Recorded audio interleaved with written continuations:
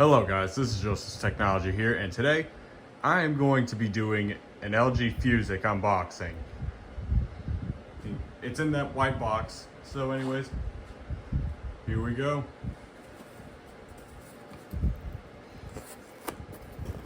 That's what was keeping the tape together, the shipping address, the shipping label.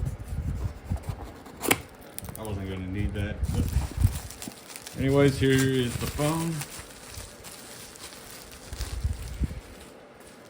which is in a plastic bag.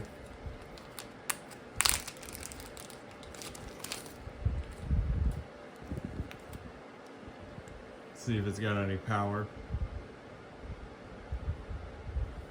It does not have power, but it looks like it looks like a charger that might fit. And it has its own battery.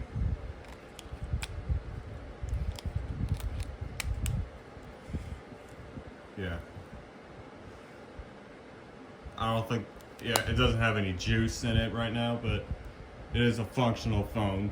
But anyways, that's gonna end this video here today, guys. Don't forget to like, subscribe, hit the bell for more notifications so you miss out for new videos like this one, and I'll see you in the next one. Peace.